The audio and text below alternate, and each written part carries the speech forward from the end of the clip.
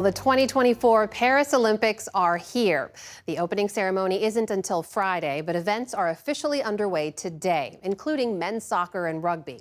Millions of fans will descend on the city, as will athletes from around the globe, including American superstars like Simone Biles, Sha'Carri Richardson, LeBron James, Coco Gauff, and Katie Ledecky.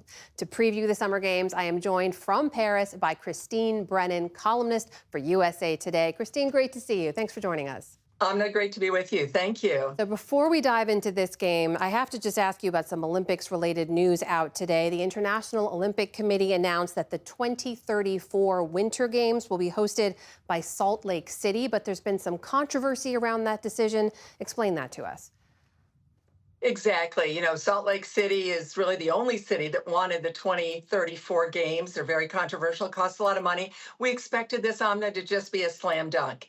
Instead, the IOC, several members brought up basically a demanding the local officials in Utah and Salt Lake City, including the governor, accede to their wishes to shut down the federal investigation that's going on involving the Chinese doping controversy that I'm sure many remember and have heard of about involving swimming. The U.S., the FBI is investigating.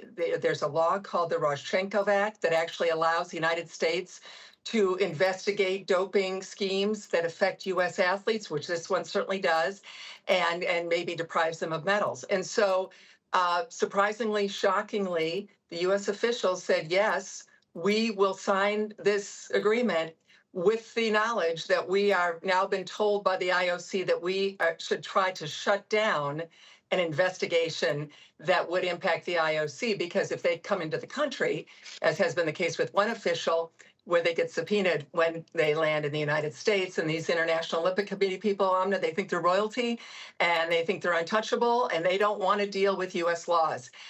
Truly stunning development that they caved in to the IOC in this manner. Not the headline. They wanted to kick off these games. But let's turn to these summer events ahead now. They're featuring some of the biggest U.S. stars folks will know, including gymnast Simone Biles, truly the GOAT. Now, we have to remind folks, Team USA took the silver last Olympics. Remember, Biles had to pull out amid extreme stress that was actually putting her in physical risk. How do we expect her to do and the team this year? This is the story of the Olympics, at least for U.S. fans, for sure, and gymnastics fans. Simone Biles, of course, is a survivor of the worst sexual abuse case and scandal in Olympic history and in sports history, the Larry Nassar saga. And she's been so vocal as a survivor and supporting others, those hundreds of women who were just horrifically abused. And so she's a survivor. She's the greatest of all time, as you said. She is coming back after a terrific Olympics in Rio 8 years ago. And then, of course, a difficult Olympics 3 years ago in Tokyo. She had the twisties, a word we all didn't know, and then we all knew. And she withdrew to take care of that physically, mentally, came back, won the bronze medal in the balance beam. And here she is now. I wouldn't be surprised at all if she wins the gold in the individual all-around. The U.S. gets that team gold back, and she's able to win gold in several of the events, including floor exercise, balance beam, maybe in vault as well. She's 27, but she's on top of her game, Amna, and she really feels great coming into these Olympics, and obviously is going to be the one to watch over the next 10 days or so. Also one to watch, if we head over to the pool now, is Katie Ledecky. She's swimming in her 4th Olympic Games, looking to add to her 6 individual gold medals. What should we watch for here? Yeah, I think she's going to win 2 more individual gold medals in the 800 and the 1500. The longer she swims, the better she does. She's great, of course, at those distances and has dominated the mile, the 1500, and also the 800. The 400 will kick off the Olympic competition on Saturday. There's an Australian, Ariarne Titmus, who won the gold 3 years ago. Katie got the silver. So Katie has won gold in Rio in this event, the 400 meters, and then silver. And the question is now, will she win a medal at all? And if she does, will it be a bronze?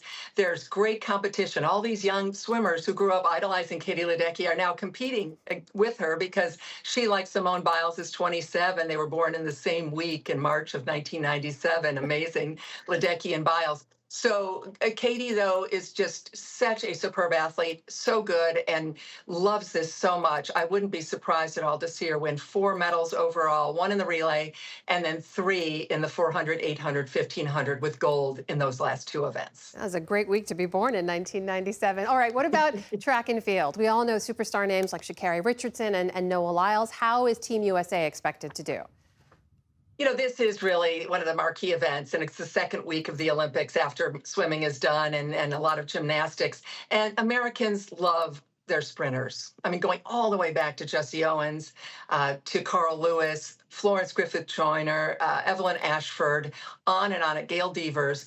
And now Sha'Carri Richardson, she gets that chance that she did not get 3 years ago. I'm sure people remember the positive drug test for marijuana. It broke everyone's heart, but it is a banned substance. So she did not go to the Tokyo Olympics. She's back. She's expected to do great and I think win potentially the 100 meters. And then Noah Lyles on the men's side, the same, those sprints, the 100 and the 200. He won the bronze in Tokyo, and he has just been dominating on the world stage at World Championships. So those names that I mentioned earlier, we always look for the next one. We look for that next superstar in the sprints. And I think Richardson and Lyles are definitely going to fit the bill. Obviously, a lot of pressure, but I think they're ready to do it. Christine Brennan from USA Today joining us from Paris, covering the Olympic Games. Christine, thank you so much. We'll check back in with you soon. Thanks, Anna. Take care.